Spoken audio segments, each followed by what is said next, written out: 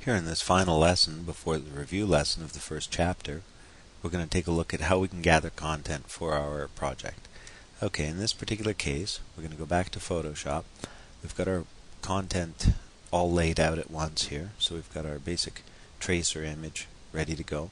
And I usually export this as is. Now, I'll show you what I'm talking about here. I'm going to export this as a ping24. And you can do this as a JPEG or any type of compression setting that you like. You can do it as a bitmap. I'm going to go ahead and save this as tracer to my desktop. If you recall, in the earlier lesson, we already saved our background image. I'm going to go back and do it again, just to review. So I actually turned off the buttons and the text, and I exported this. Now, remember what we did here is we reused our screen and our logo and our background together. We combined them, rather, and that's a lot more efficient than trying to use them as three different objects. So, in this case, we can get away with that, so we're going to do that, and we'll save it as background again. Just replace it. And I'm just doing that as a review. Now, we're going to turn these buttons back on, and we'll remind ourselves of what we were talking about with the button maker. AutoPlay Media Studio 5.0 comes bundled with a button maker tool that allows us to create buttons, and fairly detailed buttons that can create really detailed shadow and glow effects because they contain ping with alpha images. So basically what we're going to do here is take one of our buttons, we're going to shut everything else down. Okay, so we've got our transparent background, and I'm going to bring it to the middle of the stage, and I'm going to take a magic wand and turn the tolerance down, and I'm just going to select the area around that button and crop to it. So basically I've got the smallest possible area around the button where the shadow effect still takes effect. So if I turn on my background layer, you can see that there's a shadow effect around that button. And I'll go ahead and zoom in on it for you so you can see exactly what I'm talking about. There's a sort of a dark glow coming off it. You might not see it in this movie because we're using QuickTime to compress these training movies, but it is there. And you can use any type of drop shadow or glow effect that you might want to use. In this particular case, we're going to create this button as a multi-state button to be used in our application. This lesson is about gathering content, and we've already got our background images. The only piece that we have left to do here is our button. I suppose technically gathering the logo and the screen was part of the thing too, but I'm sure you guys have your own logos to use in your projects. Okay, so we've got our button selected here, and I'm going to make a separate layer on top of that. Now the idea here is that you're going to have different states of your button for when your mouse is over it, for when your mouse is down, and so forth. So I'm just actually going to create a little layer here that, and you can do this any way you want, that just sort of lightens up the button. See that? So that, again, you might not see that all exaggerated a bit here with the QuickTime compression, but there we go. So it's on, it's off, it's on, it's off, and so forth. And then I'm going to create a second layer like that to make it a little bit darker, and that's going to be when the mouse gets clicked down on the image. Okay, so this just takes a quick sec, and I'm going to,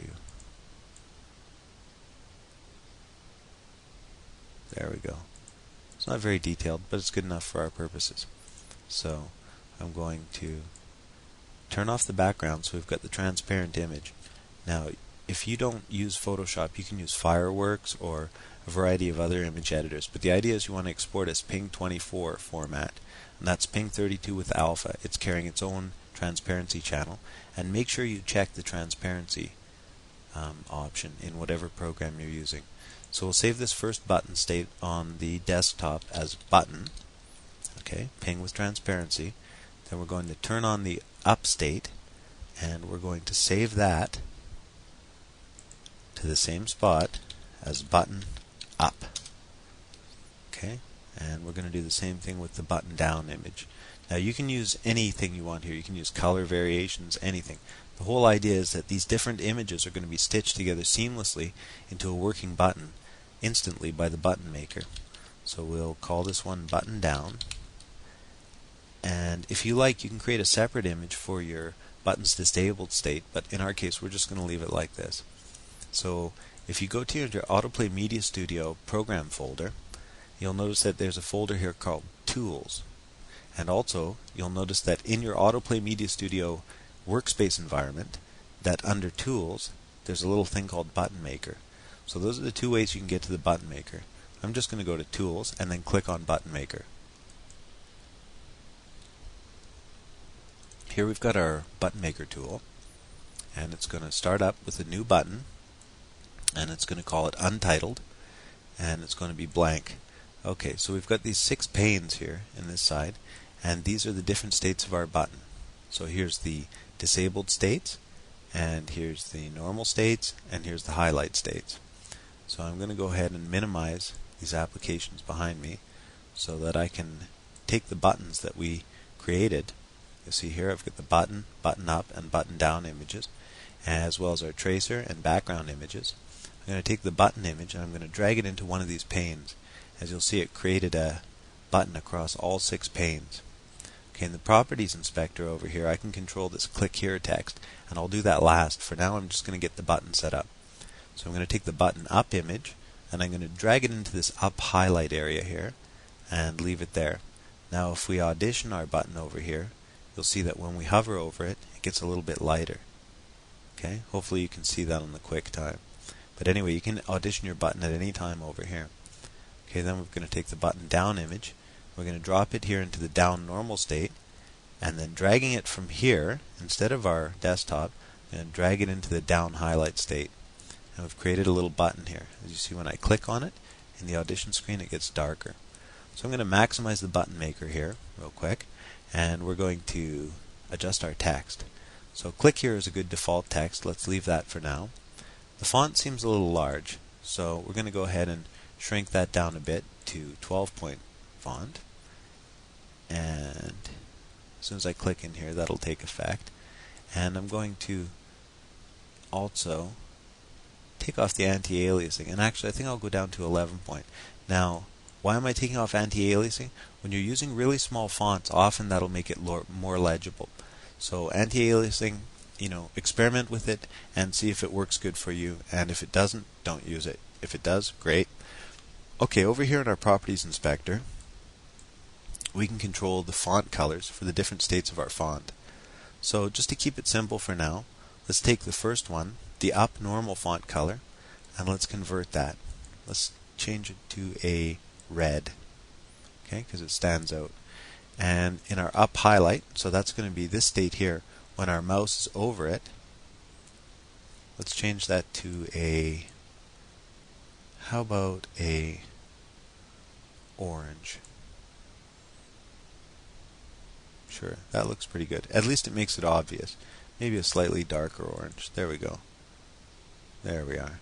Okay, and we're going to leave our disabled state alone. We're going to go to our down normal state, and I'm just going to change that to like a dark red.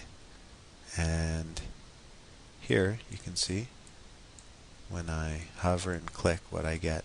So it's a pretty nice little button. Okay, we've spent enough time doing this, and I think you guys get the idea. What we're going to do is click on this little save icon here, or go to File Save, or Save As, and we're going to save our button on the desktop. So just type in button and press save, and when we close our button maker and we go to our desktop, you see suddenly there's this file here, a button file. Okay, so I'm going to actually delete these raw button files. We don't need them anymore. This is the only button we need for AutoPlay Media Studio. And as well, we've got our background image and our tracer image, and we're ready to go. That's all the content we need to do our project in AutoPlay Media Studio, and we're ready to go. So basically what we've learned in this lesson is that when you're gathering your content, plan everything out good, understand which portions of your content you are going to be able to reuse, in our case those being the buttons, because they're identical, and understand which portions can be attached, such as the background, screen, and logo images.